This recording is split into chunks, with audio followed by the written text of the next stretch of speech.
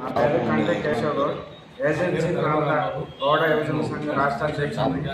ఇక్కడ ఈ కాంగ్రెస్ గవర్నమెంట్ వచ్చిన తర్వాత ఎస్సీ మహిళా ఎస్టీల మీద బీసీలో బాగా జరుగుతుంది. గవర్నమెంట్ వచ్చిన తర్వాత ఎక్కడ కూడా ఎస్సీ ఎస్టీ కేసులు పెట్టిన దాఖలాలు లేవు. ముఖ్యంగా వేమూరు మండలంలోని అగ్రవర్ణాల పెత్తనం నడుస్తుంది, రెడ్డి వ్యవస్థ నడుస్తుంది. వాళ్ళు 3-4 సార్లు కేసు పెట్టినా కానీ ఎస్ఐ గారికి దాఖలాలు లేవు. ఏ గారిని కలిశారు, అయినా కానీ వాళ్ళకి న్యాయం జరగలేదు. కాబట్టి వాళ్ళు ప్రజా సంఘాలు కోరిన తర్వాత సంబంధించినటువంటి మేము కూడా భద్రాద్రి జిల్లా అధ్యక్షుడిని ప్లస్ సామాజిక వర్గానికి చెందిన న్యాయం జరిగే వరకు మేము న్యాయ పోరాటం చేస్తాం.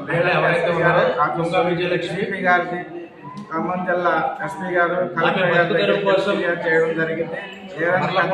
ధర్నా చేసి పోలీస్ స్టేషన్ సంబంధించినటువంటి మహంకాళి జగన్నాథ్ ఎవరైతే ఉన్నారో అతని యొక్క స్థలాన్ని 2020 సంవత్సరంలో లీజుగా తీసుకొని నెలకు 7,000 రూపాయల అదితో ఈరోజు వరకు అక్కడ వ్యాపారాన్ని నిర్వహించుకుంటూ కుటుంబాన్ని పోషించుకుంటున్నారు. ఈ క్రమంలో వారికి అడ్వాన్స్గా 60,000 రూపాయలు కూడా ఇవ్వడం జరిగింది.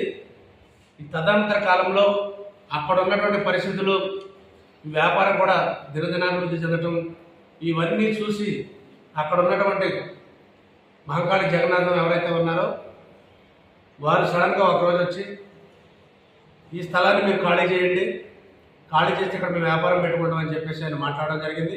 అదే క్రమంలో నెలకు అద్దె పెంచుతున్నాం 18,000 రూపాయలు, మరి అద్దె మీరు చెల్లించాలి, లేని పక్షంలో ఖాళీ చేయండి. దీనికి పక్కనే ఉన్నటువంటి సిఎన్ఆర్ హోటల్ యజమాని ఎవరైతే ఉన్నారో భీమిరెడ్డి చెన్నకేశ్వరరెడ్డి అనే వ్యక్తి, మరి వారు ఇక్కడ షాప్ పెట్టుకోవడం కోసం ఈ స్థలాన్ని అడుగుతూ ఉన్నారు.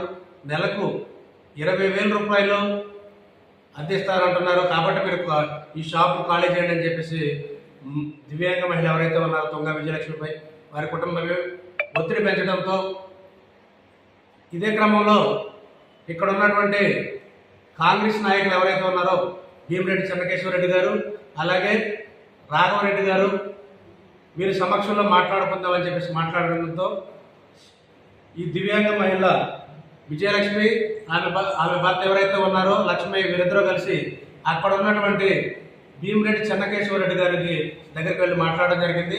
ఆయన దీన్ని అవకాశంగా తీసుకొని ఈ సమస్యను నేను పరిష్కరిస్తా, మరి ఇక్కడ ఆల్రెడీ మీరు కంప్లైంట్ పెట్టారు పోలీస్ స్టేషన్లో, వెబ్సైట్ పోలీస్ స్టేషన్లో, పోలీసులు కంప్లైంట్ తీసుకోలేదు కాబట్టి ఇక్కడ మేము మాట్లాడతాం, నేను పరిష్కరిస్తామని చెప్పేసి ఆయన మాట్లాడడం జరిగింది.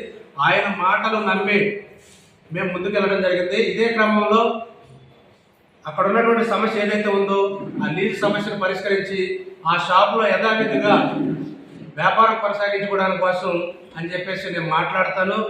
మరి మీకు